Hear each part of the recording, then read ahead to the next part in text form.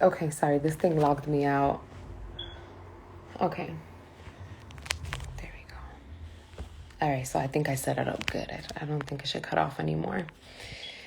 Okay, so like I was saying, growing as a mother is extremely hard. As you're growing with your children, it's really hard for you to focus on just yourself and what your babies need at the moment. And sometimes we forget that. We forget that our children need certain things in the moment and that they don't need us to be 100% complete or like to know all the answers to everything. They don't need any of that right now. What they need at the moment, depending on their age, is a lot of love and comfort, which I think at any age, anybody, even as adults, we still receive that. And sometimes we have to remember that it's just not easy, but that doesn't mean it can't be done. There's a lot of moms out there, and don't worry, it's hard for all of us.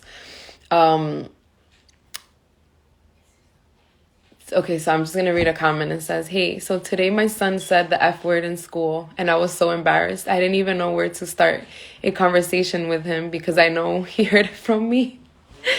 I think we're all guilty of that. So I think one of the things that we have to understand is that cursing it's bad, but it's not the worst.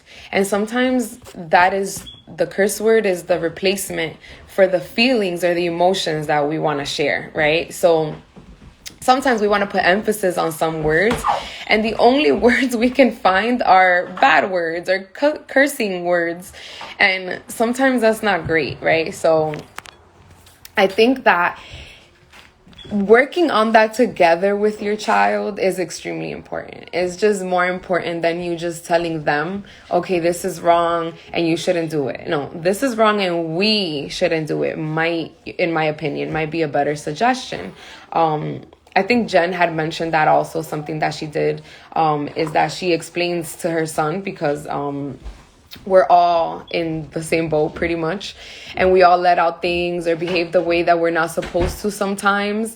And so expressing to them that we are also not perfect is, I think, one of the best things, to let them understand that we make mistakes and that we have emotions and that we carry trauma and we take on feelings and bring them on also. So first, I think it is the awareness of that. Being aware that as parents, we're just never going to be perfect. We might seem perfect to our children, but at the end of the day, it's like we have to let them know that we are human at the end of the day. Yes, we are a little bit above you, but not to the extent where we don't have the right to share our feelings and curse and things like that without feeling extremely bad about ourselves. So let me know if that's good. But I think that having that conversation as to like, okay, let's try not to do that in public anymore. Maybe when you're angry, you could find another word to express that anger. And that can help. Like my little sister I was 20 years old when she was born. And she used to hear me curse a lot, which at that time, I was young and I didn't know that would affect her. So I would just curse. And one day my mom told me, like, she pays attention more to you than she does to me. So you have to also pay attention to your actions. Because as a sister, I just thought, okay, she'll listen to her mom. But I didn't even listen to my mom. I'm over here looking at all the grown people that I wanted to be like and trying to act like that, So when at that age, I started teaching her, which is crazy now that I think about it, because I never meant to do it that way, but it was just something that made me be able to say and be how I want to be, say what I want to say. So I taught her to say, like, instead of saying crap, she says crab. Instead of saying like, she had like 5 words. Oh, that's freaky cute. Instead of saying freaking cute, she would say freaky and cute. Like, oh, that's freaky cute. And of course, everyone would be like, what did you say? And she'd be like, freaky, So she started learning those little words. And that's how she replaced the emphasis that she wanted to put on certain words. So I don't know if that was helpful, but that's something that I did with my little sister. And it seemed to have worked. My children haven't cursed yet. They've definitely heard me curse, but Amaury doesn't curse, so they, we try not to. So they haven't said anything bad in front of me for me to have to correct anything yet. So thank you for that, because now I know what to do in the future for myself. I also wanted to talk a little bit about like the school system, right? I'm going to take this opportunity because I'm going through something similar, and I had a lot of parents hit me up and ask me questions. So I don't have a journey yet. I haven't started my journey in that way of homeschooling. So I just, I want to tread lightly. But one of the things that I'm doing to kind of make the switch is learning about everything that happens in my state, right? So I'm in New York State, and New York State laws for homeschooling are completely different than any other state, because every state runs itself as its own country. And that's extremely important to understand, because then we know that we have the ability to change the country that we are in so that the rules apply to us better. So one of the things that I discovered is that New York State does not support me personally as a mother that wants to homeschool her children. They have a lot of restrictions. They have a lot of protocols and a lot of like things that you have to check, and the things that you have to kind of let them know what you're doing so they can keep an eye on you.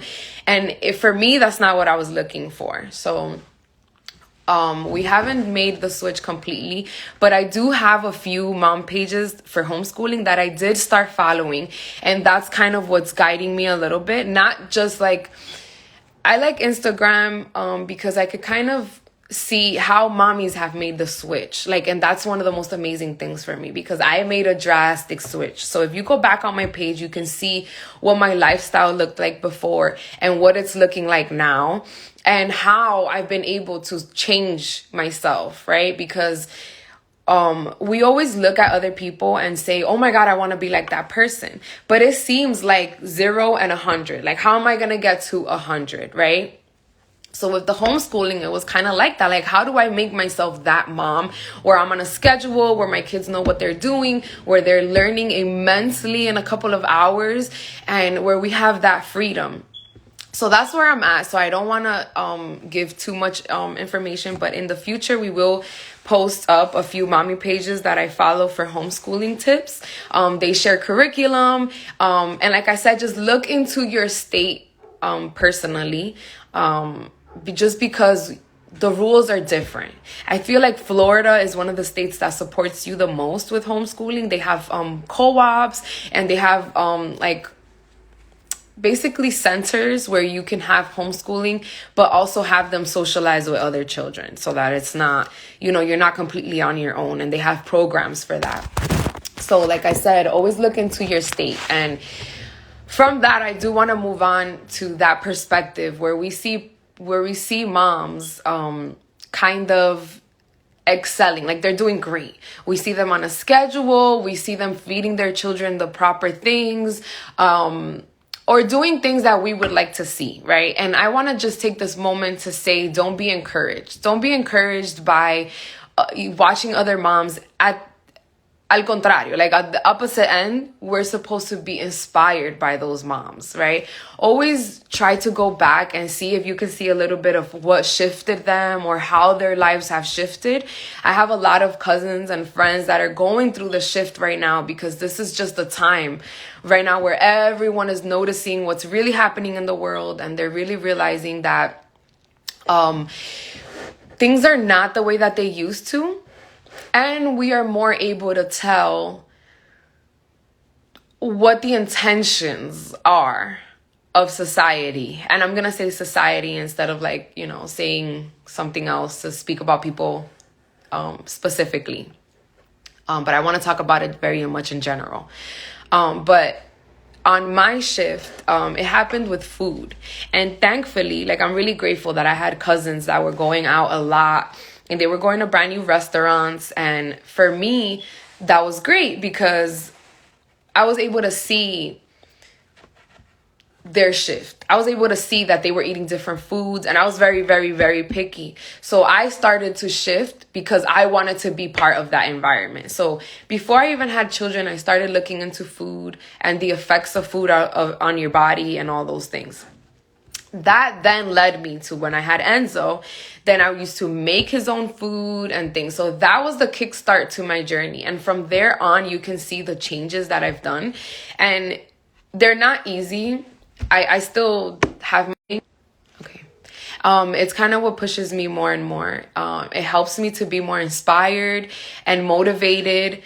In seeing others do something that I want to do, it motivates me to want to do it also. But also, like I tell my son, even if I don't see anybody around me doing the things that I want to do, I start doing them anyways. And, I don't say that I just get up and do it and that's it. But I do take my time to research things, and that's my comfort, is the research. The research for me is the most comforting because sometimes I don't know what to do. And I feel like the more options that I open myself to, the more ways that I have. So since I like to kind of pivot and move, like I like to make changes constantly. And that's really hard for other people, because it's strange to just be with someone that's always constantly changing or be around someone that's constantly changing. So I'm forever grateful to be around my village and the people that are around me that are always so accepting of my changes and of the new information that I share sometimes or that I come across. But yeah, I don't have any questions on here so far. So maybe someone can help me with a topic. I'm sorry, I'm saying so much. I have to think a lot.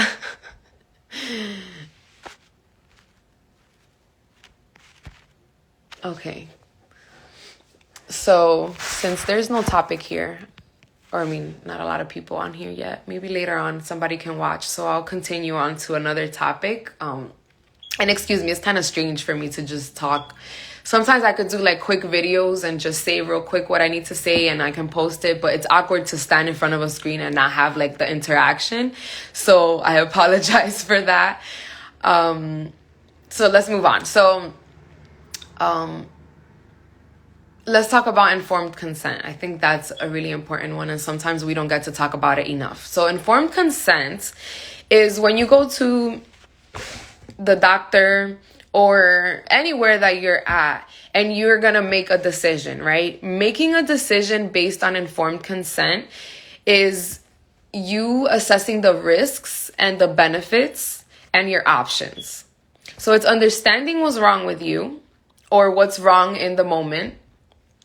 It's looking at the risks and the benefits of the treatment that they want to give you.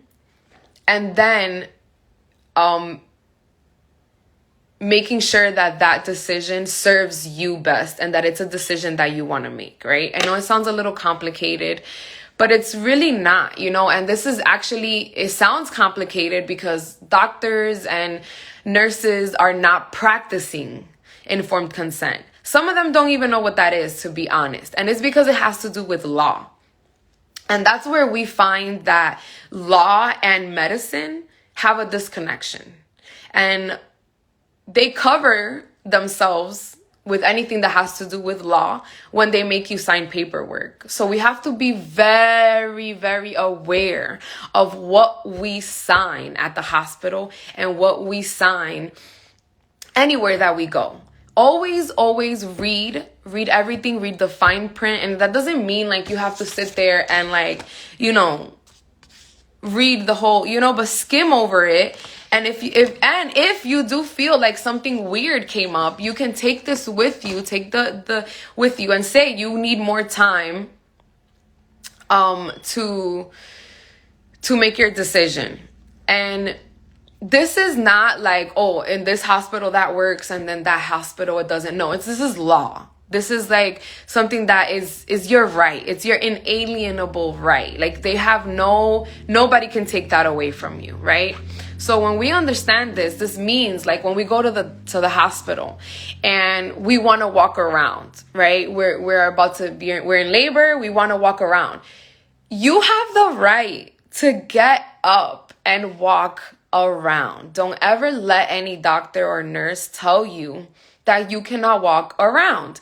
And unless you have an epidural, there's no reason why you should not be getting up from your bed and walking around or grabbing a meal and not like a full-blown meal. Granted, we're in labor, but that's the disconnection that we have with this industry, with the medical industry. There's literally is business. And that's the most important thing that we need to understand. It's business. So when it comes to business, we are talking about contracts. We're talking about what is lawful and what is legal, which are two completely different things. We're talking about codes and statutes. And these are the things that we were not taught through the educational system. We were not taught those things. And it was done very much on purpose because we are not educated when it comes to contracts and laws and all these things. So when we go to the hospital, what do? Oh, I'm going to give you a cervical checkup and you just open your legs. That's not consent. Consent is, I feel, as the doctor, I would like to give you a cervical exam for this and this reason, right? And then they're supposed to give you the risks of you getting a cervical exam are blah, blah, blah. The benefits of you getting a medical exam are blah, blah, blah. And these are your options if you want or don't want to get the cervical exam. This is what we're supposed to be dealing with every single decision that we make in a hospital, in a clinic, anywhere that we go, in our urgent care, anywhere that we go, we have to ask for informed consent. And that's the reason why your children can get taken away, or you can end up signing a paper that lets them put you under investigation. Or it can also lead to you getting treatment of something that you don't even agree with. And I think that is one of the most important things. Like, we have to remember that. So as parents, unfortunately, we have to do our due diligence because this system didn't prepare us at all for this type of battle. It really didn't. And I think that if we really understand that this is a battle, and not like a physical battle where we're going to go and fight people. Not that type of battle. This is a battle that it needs to be fought through paperwork. This is a correction of your status. This is learning your rights. This is realizing the difference between a birth record and a birth certificate. This is understanding what lawful and what legal is. These are the situations that we're being put up against. We didn't get taught any of these things through the system. So when we are pinned up against the wall with these things, we don't really know what to do. And that's very unfortunate. So in reality, when we look back, it's all based on things that were never taught to us. So it's difficult to have these conversations with parents because sometimes they're like, oh no, that's not possible. Like, I can't do that. And it's like, it's your right though. And you have to fight. I mean, I speak for myself, but this is the conversation that goes on in my head. I have to fight. I have to, because if it's my right to do so and I just don't do it, it gets taken away. So then I no longer have the right to do that, right? It's part of self-governance, and it's part of understanding that we have to be sovereign individuals. And sovereignty just means being like governing yourself. Governing yourself. That's what sovereignty means. So as parents, if we are not sovereign, we would never be able to let our children be sovereign because they're not going to understand what that means because we never practiced it ourselves. Oh, okay, perfect. So I have a question.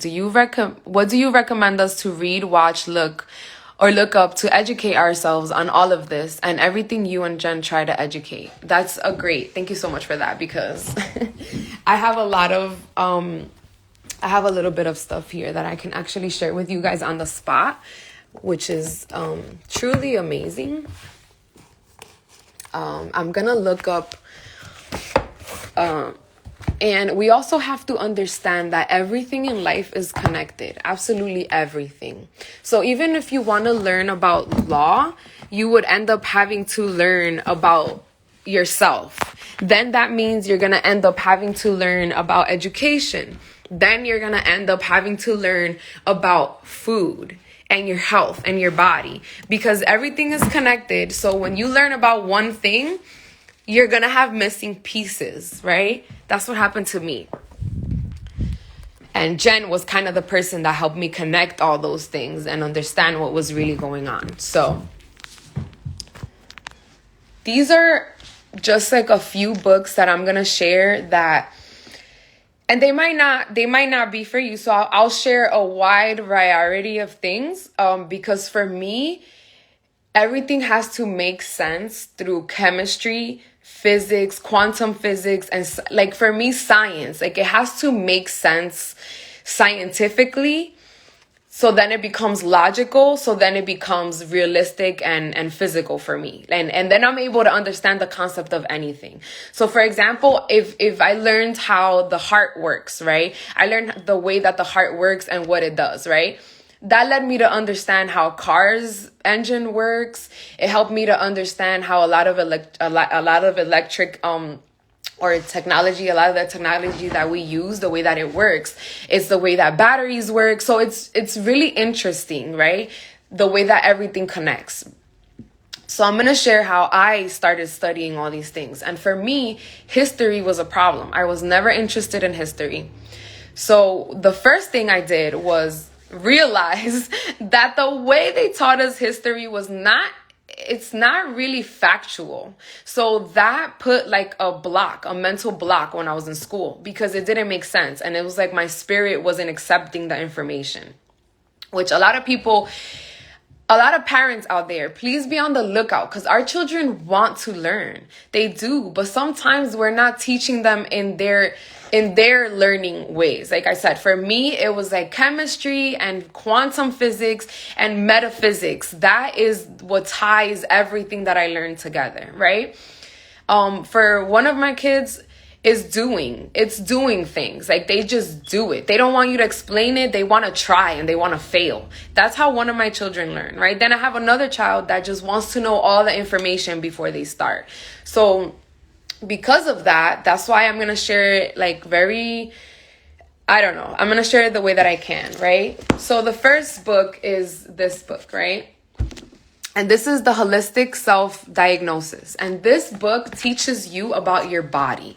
It's extremely important because, like I said, if you know how the heart works, if you know how the brain, if you know how your body works, once you step into a doctor's office, you can actually have a conversation with your doctor and ask questions, and not like, oh, this is what it is and that's it. Because sometimes what they tell you, you didn't really understand. So you have to fend for yourself. You have to defend yourself. And to me, the most important way to be sovereign is to govern yourself, meaning know how your body works so that you can give your body what it needs. Because we're all different at the end of the day, correct? We're all different. So if I want to take a medicine and I'm going to think that the medicine is going to work for everyone, it's not going to happen. There's things in my house that don't work, and we are all one family. Imagine a whole world of people. Why would everything work for everyone? If it was that way, we would have had the answers to everything by now. So in this book, you get to learn the connection between your emotions and your organs and the way that your body works. This is things that are not even taught in medical school. They don't know anything about emotions and how if you're angry, that can be your liver has an issue, or if you're sad, they don't nothing about that at all. So this book was important for me because it helped me diagnose myself, not only through my feelings that were not natural. There were feelings that were not natural. So I was sad in moments that I wasn't supposed to be sad. And that kind of helped me figure out what was wrong with me, more or less. Now, I'm not, I don't have a halo on my head. I'm not like the queen of health. but I'm healing myself. And that's what a lot of people need to learn, that we always go to people and think, oh, that person needs to be perfect for me to hear them. No, I listen to everybody. Even somebody that you think they're crazy, I listen, because not everything that person is going to say will be true or false. There's going to be some things that are true, and there's going to be some things that are false, and then there's going to be some things that are opinions, right? So I listen to everyone for that reason.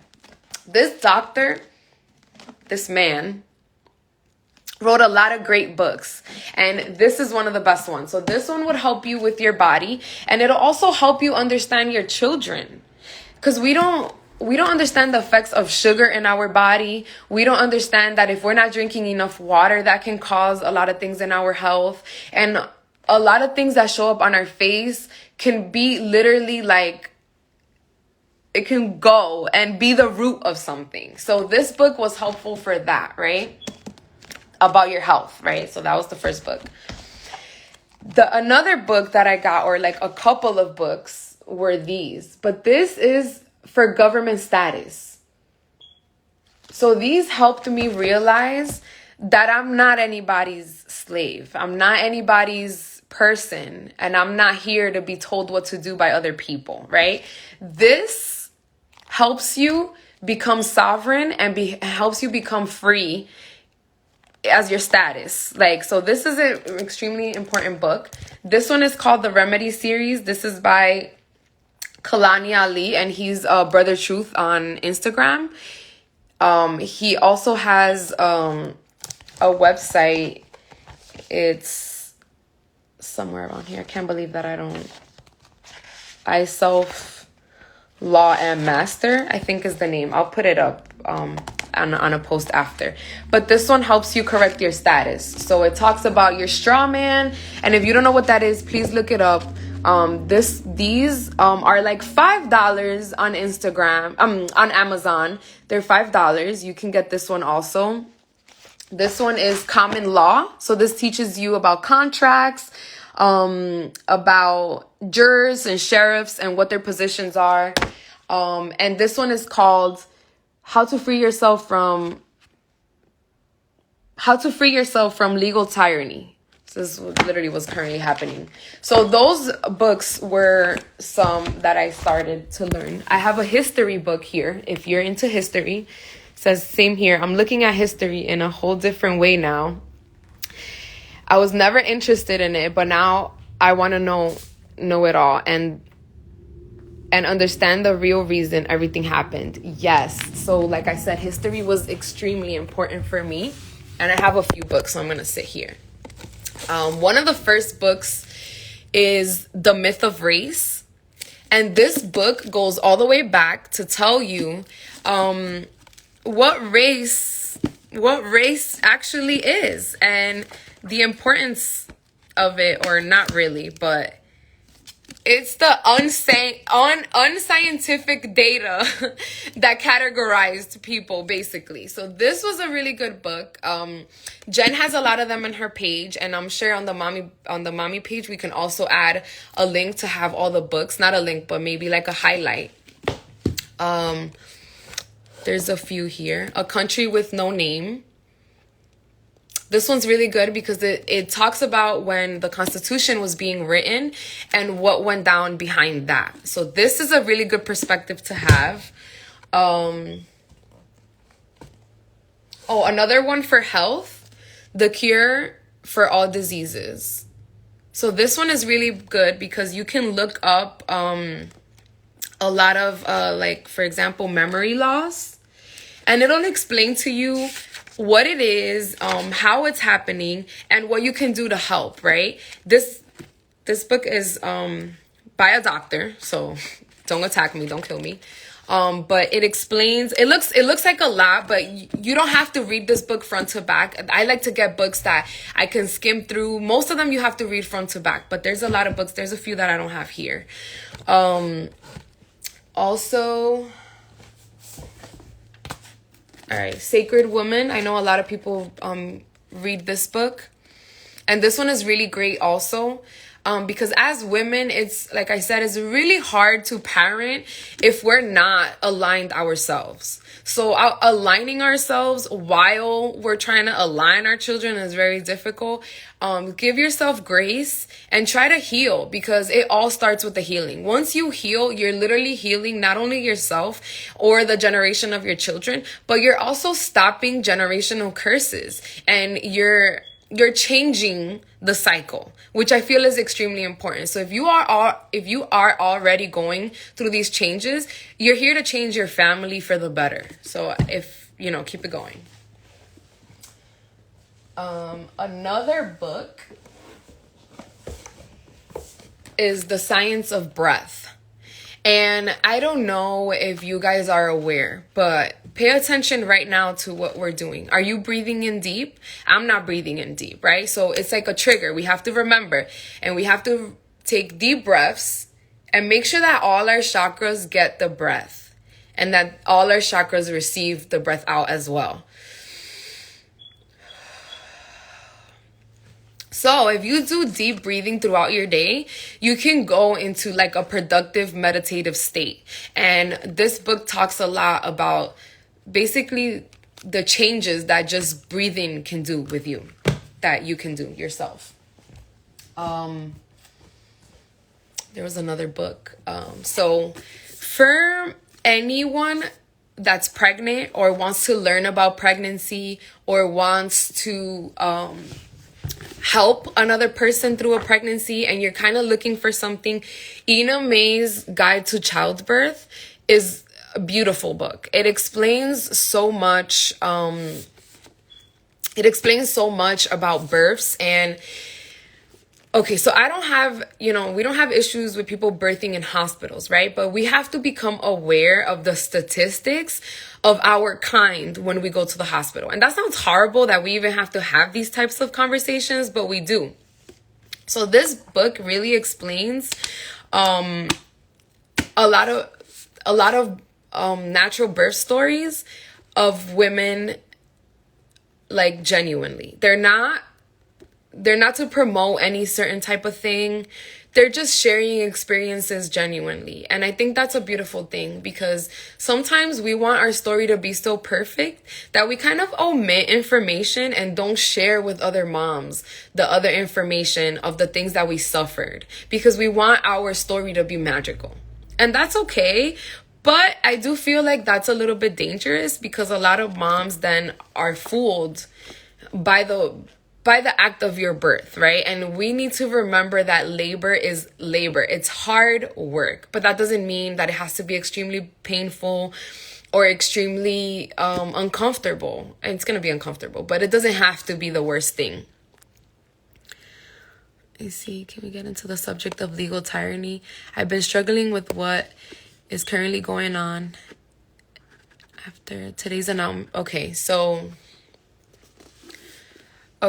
I have someone saying if we can go into the legal tyranny. Okay, so I think that was the last book. I have more, but they're just like so out there. If this book also, Behold a Pale Horse. And this book I actually seen a bunch of times, but I never thought to buy it until my friend Bianca was like, have you read this book? And I was like, you know what? I've seen it a bunch of times, but I never took the time to like buy it and read it. So I did that. And actually this was one of the best.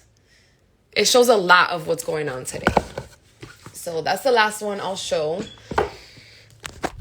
And then we'll go into the conversation of the legal tyranny. We have 15 minutes left that we can have a great conversation about.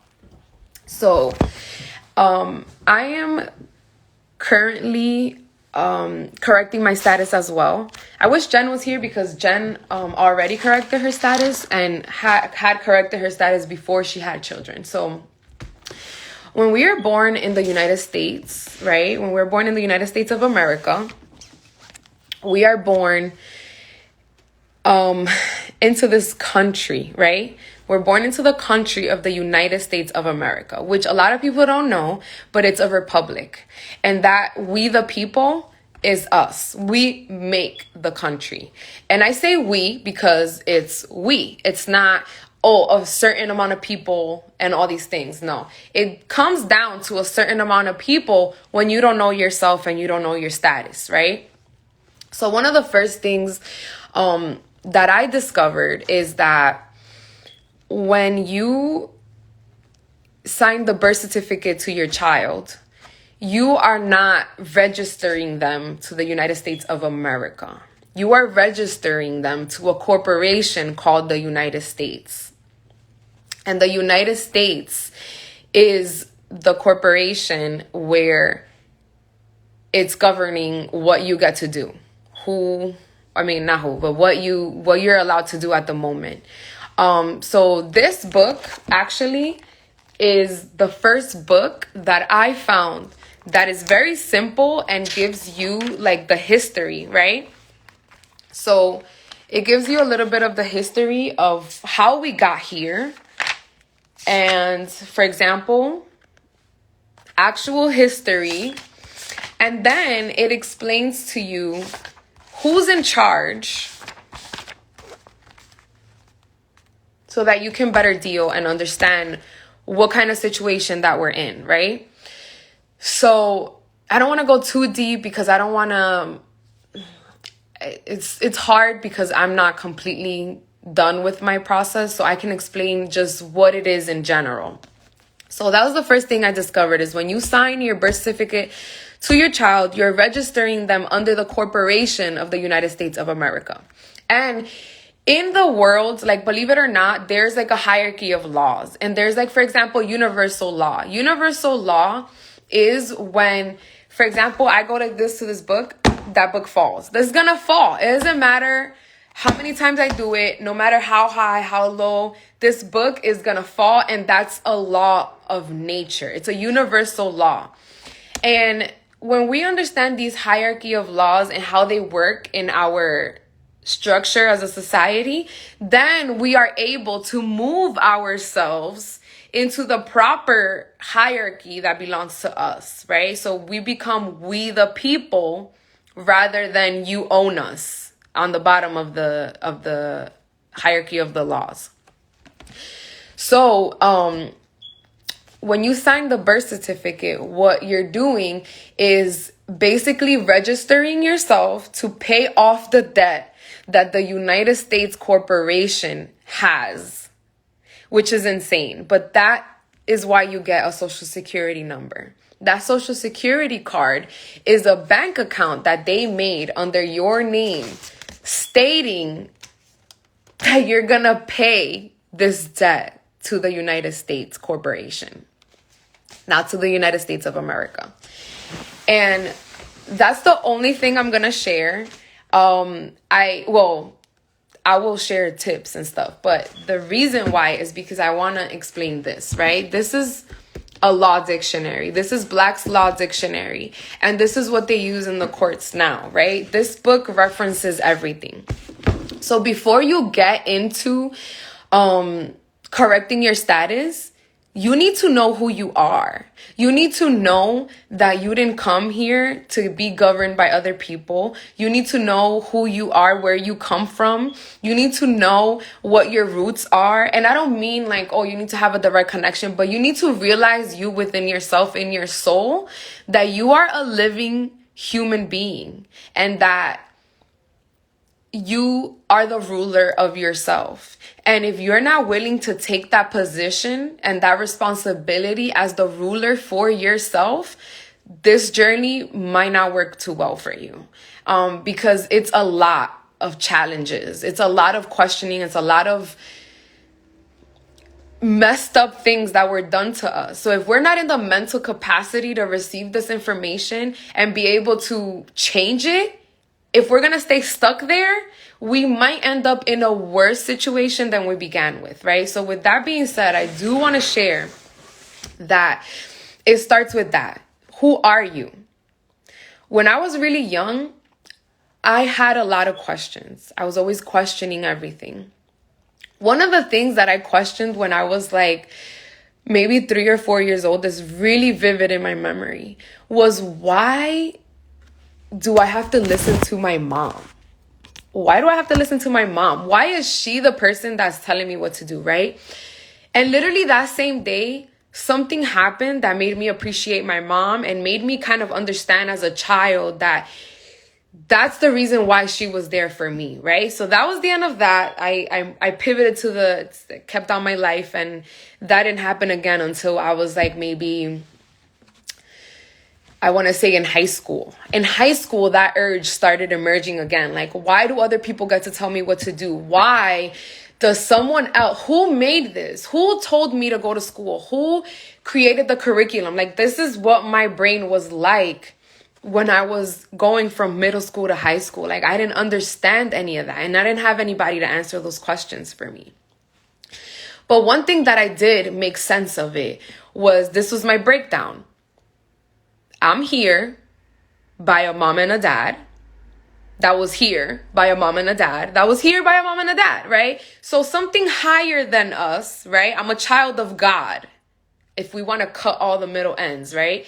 I am a child of God, right? So if God created me and God created you and them, why does someone else get to tell me what to do? That was an issue. So I didn't have a problem with authority or like with teamwork.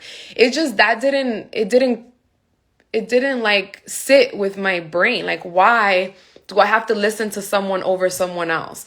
So that was honestly what initiated my search from then on. Is, okay, someone is dictating the what I learn. Someone is dictating what I get to do. Someone is dictating what I get to be. And it might not seem like that to a lot of people, but our options are limited, right? I'm going to show you an example. I have my children there. They think that they can wear whatever they want all the time. They think that they can do whatever they want all the time. But what I do is I give them limited options. I tell them, oh, what do you want to drink? And I give, or let's say, for example, I give them this, right? I have 3 different colors. Let's say I don't even want them to have that. I don't even want them to know about that, right? I'll be like, oh, here, you can have whatever you want. That's what they do to us. They give us their limits of options, and then we think we actually have options. But we don't know that behind them, there's 7 different colors of these that we could have had, right? So that's what's happening right now, basically. So I do suggest that you first realize that you are the owner, you are the king, the queen of your kingdom. That's who you are. You are a child of God. And once you can assess that and you realize that and you sit with that and you align yourself with those values that you need to govern yourself, you start taking back all these contracts that you have signed with the United States corporation. So you start taking all those contracts back because you always have the right to change your mind. Right now, we are changing our rights for basically conveniences, right? Oh, here, let me teach your children so you don't have to teach the children, because it doesn't matter how you feel. As parents, education is supposed to be from us. I know society never taught us that. I know society never, or at least no one ever mentioned this. But the way for us to be true as parents is to take control. And that's the key word, take control over our children's education. So when we send them off to school and we don't know the curriculum, we don't know what they're learning, we're not being sovereign individuals. We're not taking control over our responsibility, right? And that's what sovereign is all about. So when you go into the process of correcting your status, you are taking full-blown responsibility for yourself as a human being, a spiritual being that does not get to be governed by anything other than the Most High. That doesn't mean that we ignore rules, but if the rule does not apply, it does not apply. And a lot of these things that we're participating in do not apply to us. They're for people that cannot govern themselves. And that's where we have to understand the difference of correcting our status and just being part of society. And everyone has this right. I think absolutely every country can do this because every country is in debt. So they've somehow put you into a corporation rather than the government, or like contract law and tribal status, right? So I don't know if I answered. Okay, no. So with what's going on, the reason they're allowed to tell you what to do is because our status tells them that they're allowed to tell us what to do. So this is all about functioning in the private sector or the public sector. Right now, we are all in the public sector, and that's why we can be told what to do. That's why they can have paperwork to prove that you need to do what they ask you to do. So the first thing I suggest is learning about contracts. This one is really good with that also. I did find it a little bit complicated. I understand a lot of it more now. Like now when I'm able to go back and reference anything, I'm able to understand it. But in the beginning when I bought this, I had no idea what any of this meant. Absolutely no idea. So don't feel... Buy the book. It's $5. Buy the book and just read it and read it and read it and read it until it makes sense. Now, that's what the dictionary is for. Also, this right here is a 4th edition because they keep renewing it and changing the language, but the language in this never changes. So whatever it is that they want to say, if it doesn't match up here, then they're not saying what they need to say. So that's the reason why I bought this dictionary, because it was able to help me understand what was in here, which then someone was able to make this book and I was able to guide myself through this. But there's also a lot of pages that teach you how to free yourself. There's a lot of information out there. It's not the same as before. And we can get a lot more information. Don't get discouraged. It's not going to happen overnight.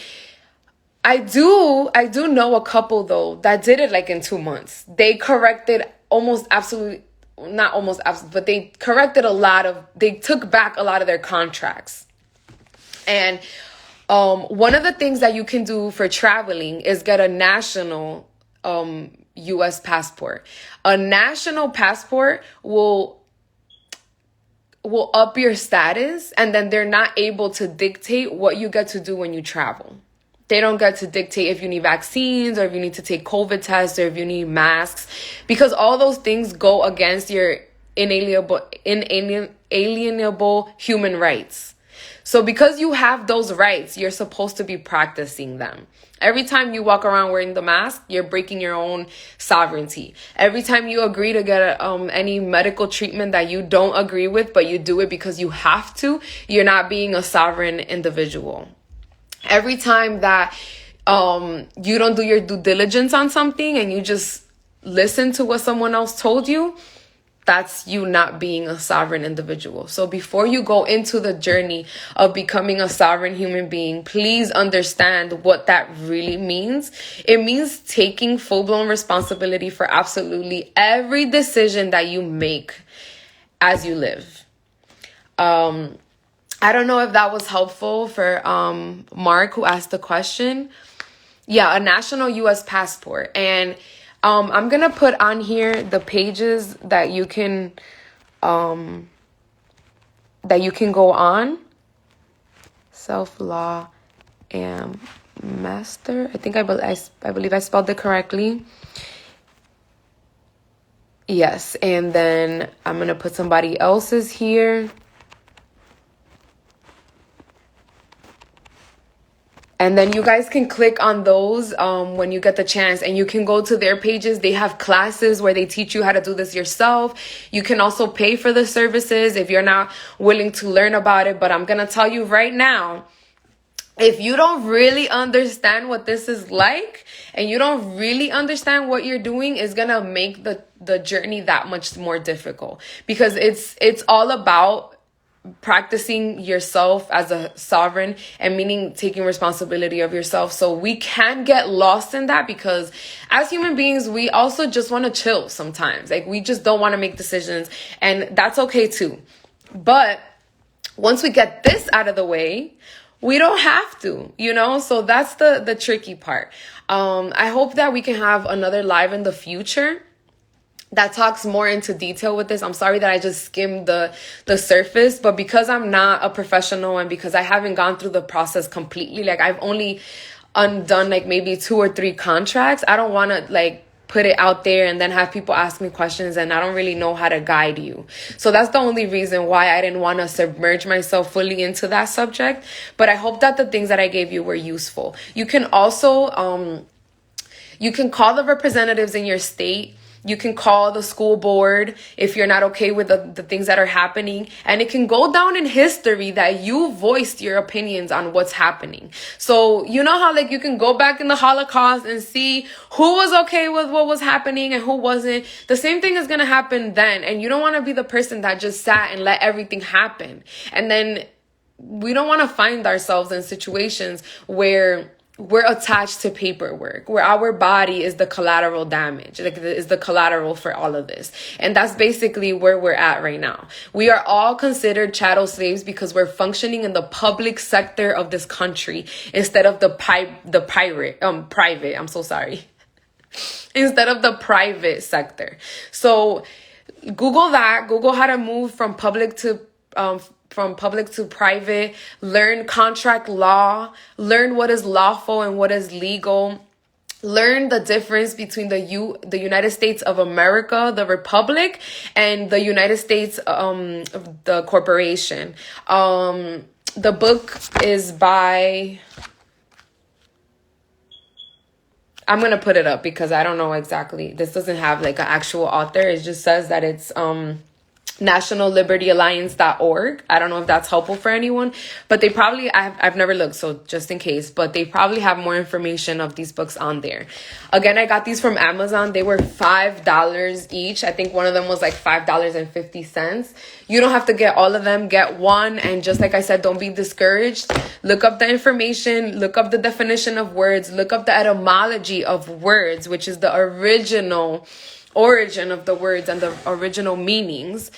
And again, I apologize for the awkwardness in the beginning. It's very difficult to talk to a screen and not have like interaction and not have people talk back. So I promise I'll get better. Happy birthday to Greg. It's his birthday today, and that's the reason why Jenn wasn't here. So happy birthday, Greg. Thank you, because you guys saved my life. And thank you for everyone that participated. If you're watching this in the future and you have any questions, you can hit up any of us. You can hit up at the Mommy to Be Bible, or you can go to the Jenn Pinto Instagram, or you can go to the Danesha 17. That's my personal Instagram, and you can ask us questions. We have a really good mommy crew there. So if we're not able to answer the questions, we have a whole bunch of other moms that we can connect you to that will have the answers to your questions. Thank you so much to everyone that participated today. Have a wonderful Monday. And to all the mommies out there, you can do it. Don't be discouraged. And we love you. Bye, everyone.